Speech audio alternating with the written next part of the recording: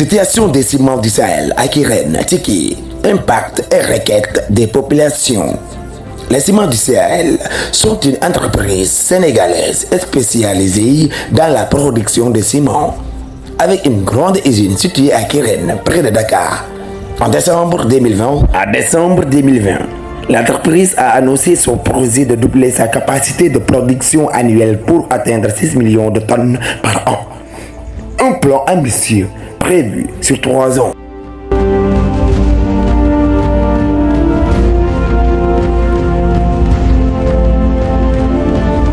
Impact environnemental préoccupant. Cependant, cette expansion industrielle a soulevé de vives préoccupations environnementales au sein des populations locales. L'exploitation des carrières de calcaire à Bandia, zone voisine de la réserve naturelle du même nom, menace la biodiversité locale. La réserve abrite plus de 100 espèces animales et l'extension de l'usine pourrait entraîner la destruction partielle de la forêt de Baobab, arbre emblématique du Sénégal. Les habitants dénoncent également une pollution de l'air importante, marquée par des nappes de poussière constantes, ainsi qu'une pollution sonore et atmosphérique, affectant leur qualité de vie. Plusieurs plaintes ont été adressées aux autorités, mais les réponses tardent ou restent insuffisantes. Requête des pollutions locales face à ces enjeux. Les communautés locales formulent des recommandations claires, mises en œuvre des mesures environnementales strictes, filtres industriels, gestion des déchets, réduction des émissions, études d'impact, transparente et accessible aux citoyens. Dialogue continu entre l'entreprise, les autorités et les communautés, création d'emplois durables pour les jeunes locaux et essence des ressources exploitées. Renouvellement controversé de 2 concessions après les élections.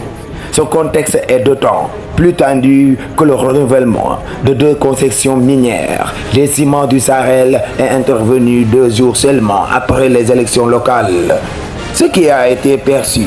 par de nombreux observateurs comme une violation des textes et des principes de gouvernance. Selon les normes en vigueur, notamment en période post-électorale, toute décision majeure engageant l'État ou les ressources publiques doit faire l'objet d'un examen approfondi, incluant la consultation des nouvelles autorités élues et, si possible, de la population. Les syndicats de travailleurs, tout comme les habitants, dénoncent une absence de transparence dans ce processus et demandant que le renouvellement soit suspendu en attendant une réévaluation. Les nouveaux élus locaux, oui, soient associés à toutes les décisions liées à l'environnement et à l'exploitation minière. Un audit environnemental et social indépendant soit réalisé. Et enfin, la situation des ciments du Sahel à Kirène illustre les tensions croissantes entre développement industriel rapide et exigence de durabilité sociale et environnementale. Pour éviter une crise ouverte, il devient urgent de mettre en place un cadre de dialogue équitable dans lequel l'intérêt des populations locales est pleinement pris en compte. Mbaye Faye, la voix d'or, Tiki Media TV. Nuisances découlant de l'exploitation des carrières. Ces derniers jours, nous avons appris à la surprise générale l'existence d'un décret numéro 2024-782 du 26 mars 2024 portant renouvellement de la concession minière pour l'exploitation d'argile et de latérite à Tiki accordée à la société Les Ciments du Sahel. Lequel décret a été pris 2 jours seulement après l'élection présidentielle qui a consacré l'arrivée ay nit feebar nañ ci nit lab na ci décédé kon problème yi nekkul lu ndaw baare nañ façon baare bu nekk mënuñu am gain de cause ci li nga xam ne mooy jafe-jafe yi kon bu ñu jékkee-jékki jàpp ne en 2025 mois de février kii nga xam ne mooy cimenterie de Sahel doon exploité fii autorisation war na jeex ñu doon dund yaakaar ne war nañoo mën a bokk waxtaana balaa muy amaat autorisation waaye ñu jékki-jékki ne en 2024 le 26 mars 2024 renouvelé nañ contrat am 25 ans ñu ngi xaar pour mu jeex ndeke renouvelé nañ ba pare anticiper loolu mu nekk lu doy waar yàlla ak mbaaxam buy defar nag day mel ne lu yàq régime bi nga xam ne moo fi nekk muy président de la république Bassirou Diomaye Diakhar Faye ak premier ministre Ousmane Sonko ñu leen di jërëjëfal bu baax di wax ne ku mel ni Seck Ndour ak ñi mu àndaloon ba teg leen fii dañuy am fierté tey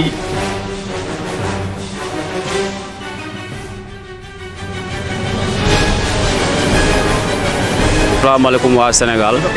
maa ngi nuyu ñëpp ko indi nii maanaam ci yoon bi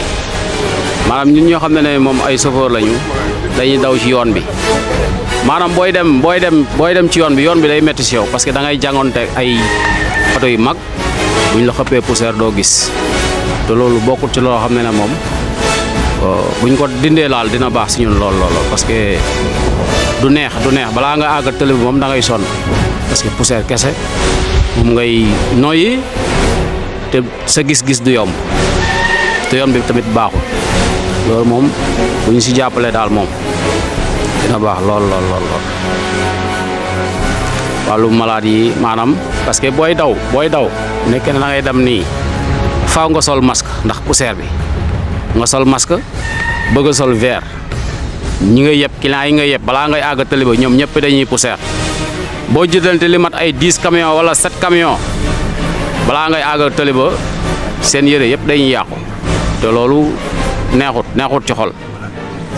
waaw malade yi nekk ci biir kër yi poussière bi xam nga loolu moom neexut bu ñu si jàppale daal moom comme maanaam seen matière bi fii lañ koy jëlee ñoom seen matière fii lañ koy jëlee te li ñuy jël fii par jour bëri na ñoom ñoo ko xam mais ñun dañuy dajeeg oto yi mais oto yi bëri nañ oto yi chaque jour 5 heures du matin la ñuy tàmbale ba 4 heures ba 6 heures te loolu tamit loolu du lu ndaw waaw du lu ndaw boo jaaree côté boobu moom maanaam oto yi ndaw yi sax dañuy daw côté boobu maanaam bu ñu commencé daw oto yi ndaw yi sax dañuy daw côté boobu parce que du ñu mën a jànganteeg ñoom ci yoon bi ndax du ñu gis parce que poussière day bëri waaw poussière bi day bëri te yoon ba tamit baaxul waaw yoon tamit baaxut ay oto yu mag ngay dajal foofu waaw war nañ ko mën a tali waaw ñu tali ko moom mooy li gën sax waaw ñu tali ko moom mooy li gën waaw ñaari yoon yëpp ñu tali ko lu tàmbalee Alto Aliou Sène mu dugg ci biir dëkk bi wër ci ki ron ñuy ñaan président mu jàppale ñu ci taxawaay boobu daal waaw gis nañ liggéeyam yàlla lu mu somb ni mu sotteeg jàmm waaw ñu ngi koy ñaanal yàlla bu baax a baax. Symptômes, c'est en général, très classiquement, c'est une douleur dans la poitrine, une douleur au niveau thoracique. C'est vraiment un point brutal qui en général s'associe à une difficulté à respirer. Donc point dans la poitrine, difficulté à respirer, chez quelqu'un qui a un antécédent de phlébite ou une phlébite, ça signe une embolie pulmonaire. Quelqu'un qui a ce qu'on voit de temps en temps, un mollet qui est gonflé, une douleur dans un mollet et qui vous dit j'ai une douleur dans la poitrine d'un seul coup avec des difficultés à respirer, là vous savez que c'est une embolie pulmonaire, donc là c'est une hospitalisation. Bon, salaamaaleykum may nuyoo waat may nuyu Saafeen di nuyu Sénégal di nuyu bépp téléspectateur bu ñuy seetaan di nuyu doomu Cikki fii ci biir Cikki di nuyu commune de Diass yëpp di nuyu tamit waa Cikki Média TV ci seen approche bu ñu def tey jii di nuyu bépp doomu Sénégal bu nekk ci bitim réew particulièrement à tout doomu Cikki nekk ci diaspora bi ak tous les Sénégalais de la diaspora yi ñuy seetaan di rafetlu teewaay bi Cikki Média TV sa laaj bi am na solo ndax boo xoolee dañoo nekk ci Cikki mooy fan. Bon, Cikki, c'est un village qui se trouve à 51 ou 52 km à l'est de Dakar, sur la route nationale numéro 1 entre Diass et Mbour. Mais ci biir village boobu dañoo gis ne situation géographique par rapport au reste du Sénégal dafa xaw a doy waar lan moo waral loolu mu nekk y a des sociétés comme les Ciments du Sahel ak Dangote Ciment ñi exploité sous-solu Cikki maanaam ressource naturelle montagne yi maanaam argile bi kéew bi ci ñi ko mën a déggee noonu ñu gis ne ci biir exploitation yooyu tamit askan wi daaxu leen fi askan wi tamit bañu ko waaye tamit dañoo gis ne y a une cohabitation bi am suñu digganteeg ñooñu noonu muy les Ciments du Sahel Dangote Ciment mais gis nañ ne cohabitation boobu noonu moom moo rafetul rafetul ci nan rafetul ci ne ñëw nañ dëkku jaambur fekk fi ab askan woowu noonu daa am cosaan bi ñu xam am cosaan boo xamante ne tamit moom la ñuy dundee mais maanaam gis nañ ne loolu noonu yëpp kenn mënatu cee am ndax liy jóge ci seen exploitation carrière yi mu nekk lan pollution suñu cohabitation bi neexul ndax pollution atmosphérique bu ñuy indi ci environnement dëkk bi dafa jéggi dayoo suñu cohabitation moom rafetul ndax ñoom tamit pollution sonore bi jóge ci seen bruit machine ak camion te ñu jege askan wi tamit dafa jéggi dayoo cohabitation bi neexul ci nan ci ne tamit gis nañu seen biir implantation ici à Cikki bon gis nañ ne ñoom dañoo accaparer ay toolu jaambur problème foncier bi dafa tamit am moo waral cohabitation bu naxari ndax umpuloo leen ne Cikki dëkku mbay la ak càmm dëkku mbay boobu ak càmm boobu notre économie est tourne au ralenti ndax ñëpp xam nañ ne bay Cikki économie principale mu ngi daan jógee ci ñambi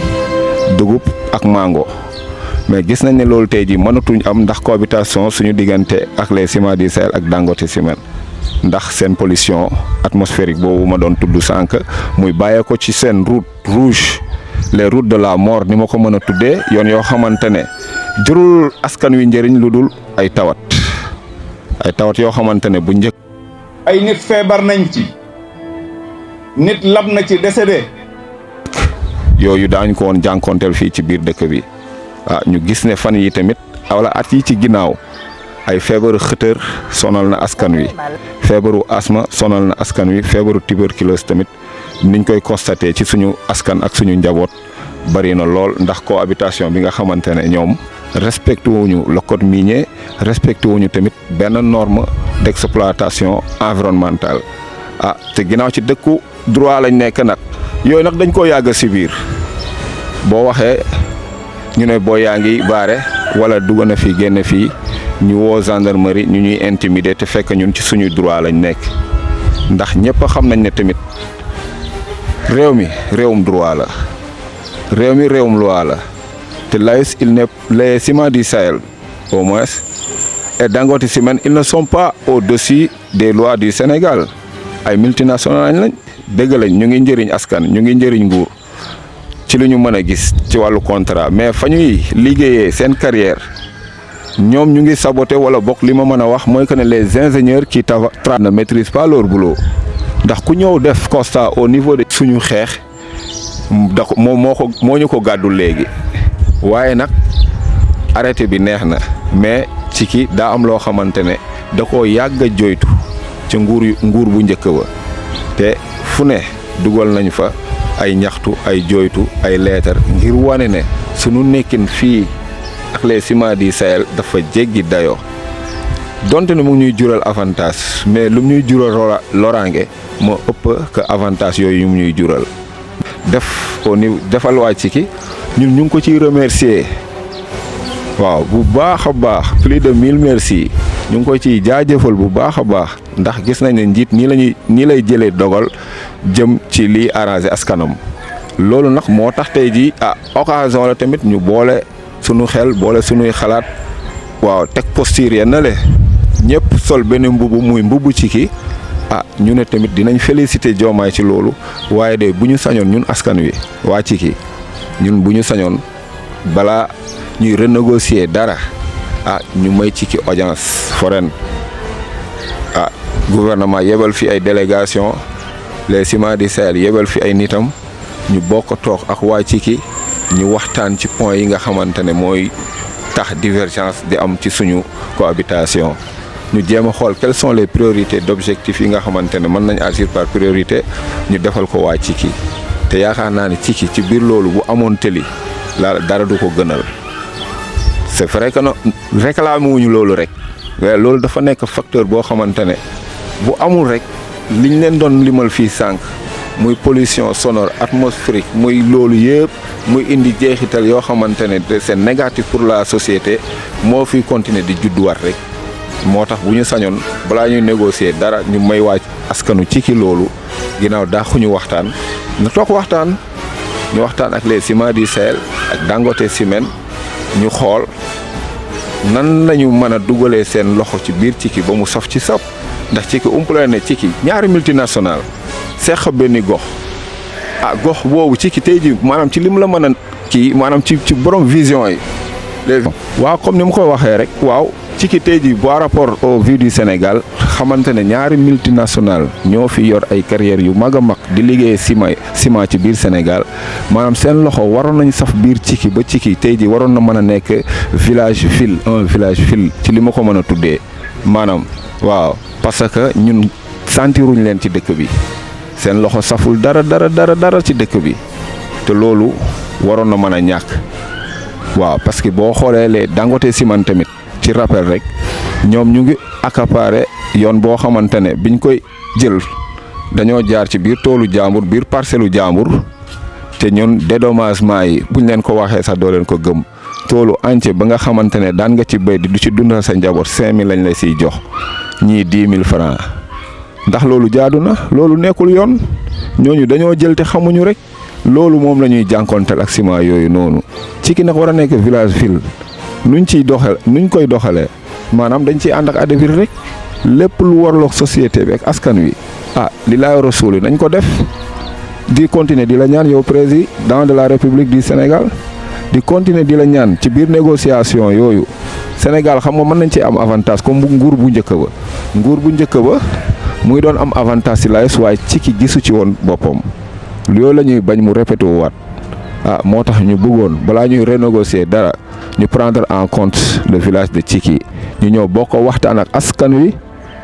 ñun laajuñu leen dépense laajuñu leen lu ñuy tabaxee suñu kër ñun ñoo ngi liggéey sant yàlla macha allah mais maanaam daa am foo xamante ne tamit loolu code minier ko wax droit moo ko wax environnement moo ko wax tey jii gis ngeen yoon yi ni mu demee yoon bii gis nga ko ni mu demee camion yi buy daw poussière rek lay génnee reboiser wuñu yoon yi te yoon même boo ko goudronné da nga ko war a reboiser pour diminuer xam nga la pollution qui émane de cette route là garab yi ñoo mën a diminuer la volume de poussière ou bien la volume de fumée mais gis nañ ne fii amul tëli latérite la am mais en plus duñu arroser yoon wi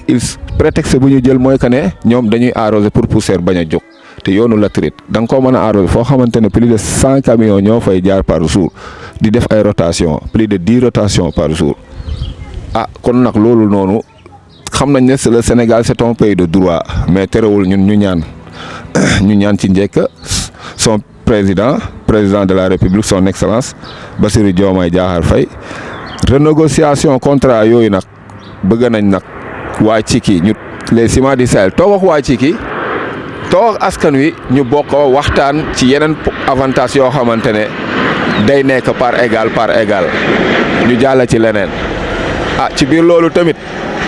dina leen xamal ne affaire yi yemul foofu rek ndax gis nañ ne les Ciments du Sahel dañoo corrompre ñu bari ci askanu Ciki ci loolu lañ mën a jàpp parce que Ciki rek ngay gis ñuy école suñu doom yi di jàngi ñuy sol blouse boo xamante ne logo les Ciments du Sahel la am loolu c'est pas normal inspection académique waxul loolu ministère de l'éducation warul d'accord loolu. nguur gu bees bii ñu ngi leen ci interpeller ci loolu. bëgg nañ que ça loolu il faut mu arrêter biir ci kii soit prétextant des blouses di ko solal suñu doom yi ñu lay publiciter sa entreprise ba pare suñu doom yooyu yaa ngi leen di feebarloo yaa ngi leen di déranger à 4 heures du matin ba tax na ñun suñu résultat yi suñu doom yi am école c'est catastrophique parce que sa biir ne 4 heures du matin nga yeewu nga war a xëy te da nga war a jàngi xam nga loolu mënul nekk xel mënu koo concevoir te loolu la ñuy dund ñun askan wa ci ki fii nii ci biir loolu koñ bu ñuy naan dang-dang ñoo gën a loru ci impacté yi ndax yoonu Dangote Ciment bu ñuy wax yoonu Dangote Ciment fan nga gis biir Sénégal yoonu Dangote yoonu lolo yoonu diw yoon koy buy am tur état du Sénégal moo koy jox tur pour les braves hommes qui ont versé leur sang pour la patrie au moins wala ñoo xamante ne ay nit mérité nañ ko comme ay avenue Limamou Laye ay yooyu avenue Cheikh Anta Diop mais layus yoonu Dangote ci biir village de Tchiki loolu foofu rek la am ay yoonu diw Dangote les ciments du Sahel ak Dangote dañuy bokk yoon tëli ba bay waaj a jege kër yi ñu séparé wu foofu les ciments du Sahel jël benn voie les Dangote Ciment jël beneen voie boo xamante ne boobu c'est à 0,5 mètre des habitations c'est le code minier waxul loolu le code de l'environnement waxul loolu au moins les voies qui doivent mener vers les carrières am na li ci code de l'environnement wax te loolu dafa leer ils doivent être à 400 mètres ou 600 mètres des habitations mais gis nañ ne loolu amul te boo koy kaas ñu lay jéem a intimider ak gendarmerie ñu fekk leen seen biir kër yi di leen dóor lacrymogène ah mais loolu lañ bëgg a xamal askan wi ni loolu jeex na fi ci nguuru jubal jubanti lañ toll te loolu lañ nekk loolu nag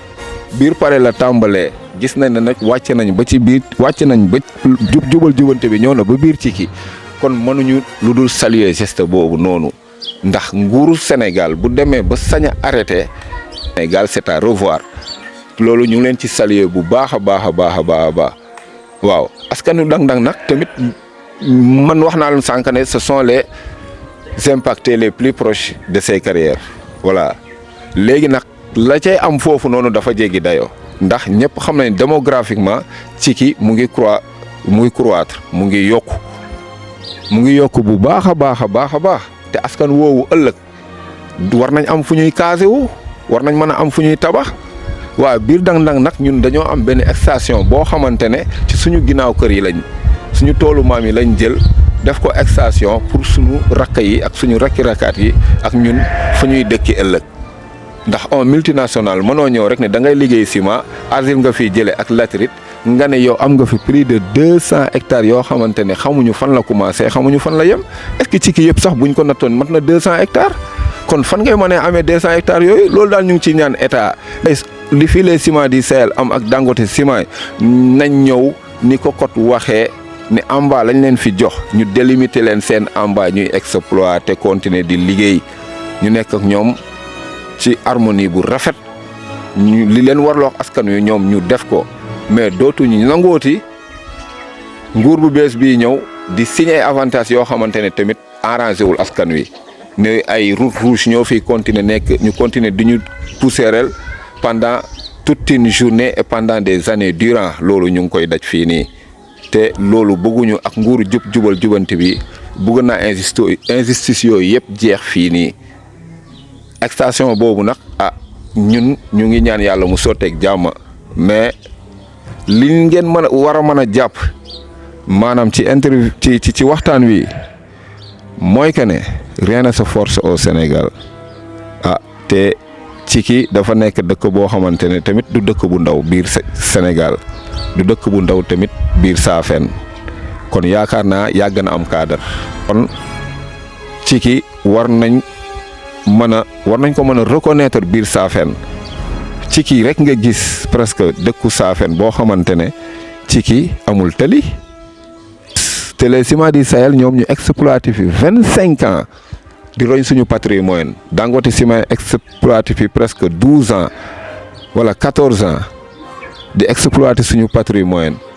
te ci ki mënul am yoon bu baax tëli ci ki nekk village boo xamante ne c'est trop impacté. La poussière qui se déverse sur la population par jour, c'est incalculable vu la volume et la masse de poussière qui se déverse sur la population par jour. Loolu jur ay loraange ci wàllu tawat ci ki tamit poste de santé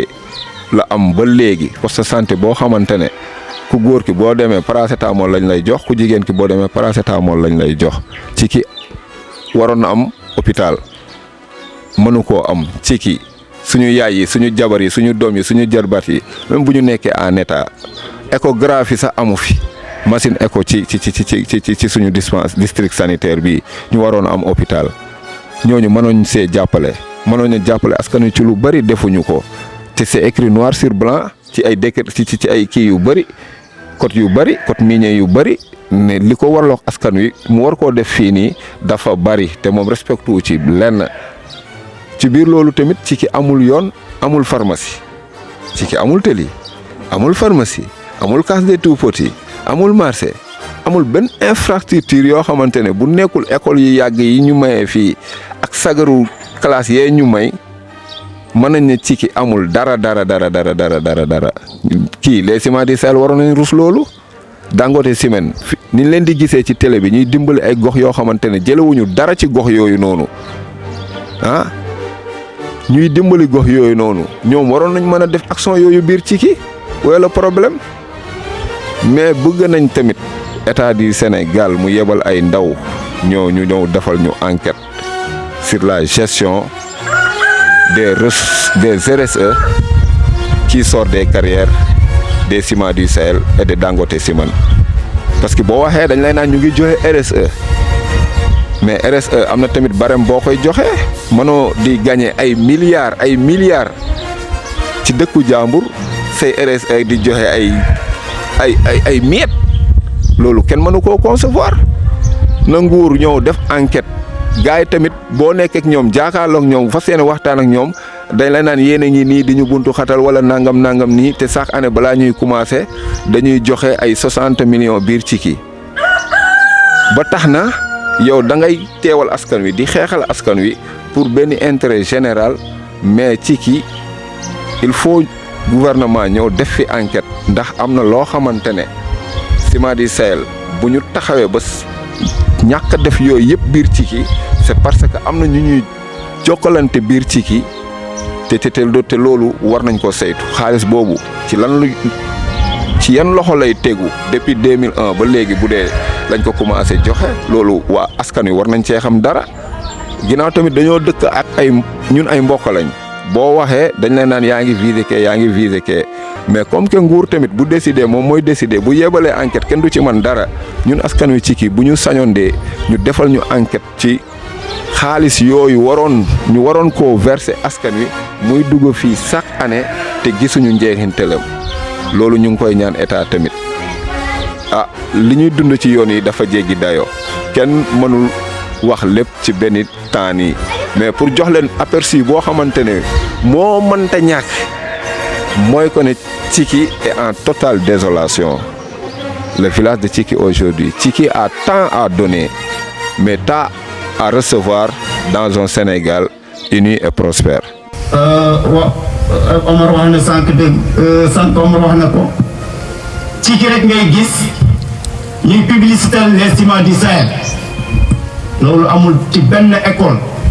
une entreprise privée ce logo nekk ci blouse école yi. Nous voulons que cela cesse à Tchiki. On n'en a pas besoin. On n'en a pas besoin. Garabu médicament 1 million 200, on n'en a pas besoin. On n'en a pas besoin. Ana blouse bi wan leen moom. Yaa ngi publicité égal. Yaa ngi publicité. Lii la Ciments du Sahel di jox élèves yi. lii mooy seen blouse. Voilà seen logo. Les Ciments du Sahel. lii mooy seen logo. Sénégal. Nous vous prenons en témoin. Ndax lii yoon la. C'est miette de blouson. C'est miette de blouson. bu ko jaroon sax ñu ne waaw. ñu am nag ñi ñu corrompre ba boo leen joxoon micro tey ñu ne gongo Serigne Di Sall def na fi lu ne on ne peut pas le nier. On ne peut pas le nier, il faut être honnête. Il faut être honnête. Serigne Di Sall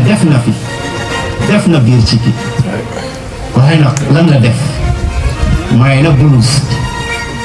may na fourniture tabax na fi ay salle de classe c'est factuel bu ngeen demee gis ko inversement jël na suñu wér-gu-yaram y-a-t-il mieux que wér-gu-yaram dem leen ci hôpital yi di ngeen fa gis ñoo xam ne pare nañ joxe seen milliards pour amaat seen wér-gu-yaram nga jël suñu wér-gu-yaram di ñu naxe ay blouse ay kayit on en a bëggoon waaye Cikki ñu continuer di leen toroxal di leen martyriser di leen fitnal moo taxoon ñu tam xam luñu ndax réew nii la war a doxe loolu nag ñu koy ñaawlu daan nañ ko ñaawlu gën nañ ko ñaawluwaat